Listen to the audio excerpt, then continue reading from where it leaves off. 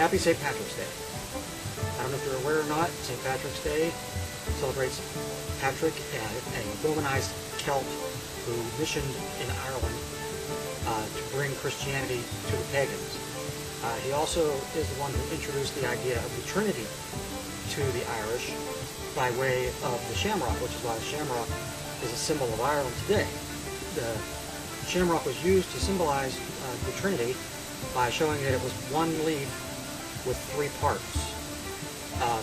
So the idea there being that the Father was one part, the Son was another part, and the Holy Spirit was a third part, which even as a child being brought up Catholic never made any sense to me, because if what we have is a first part, who's God, for all of eternity until the time that Jesus was born,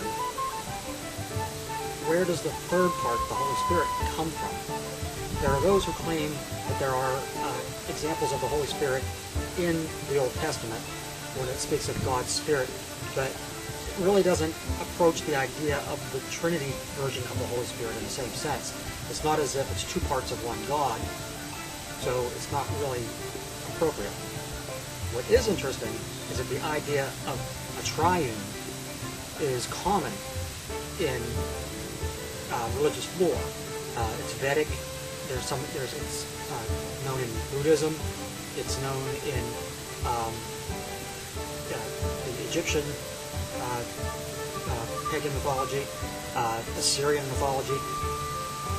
So I'm not suggesting, though, that the Catholics necessarily co-opted all of those different versions.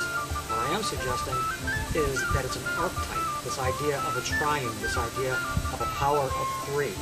It is common in the idea of a power of three, common today even in modern Wicca. So it's just all interesting to think of, and it's also interesting to wonder why the Catholics felt it necessary to apologize for the non-monotheistic aspect of their monotheistic religion. Happy St. Patrick's Day.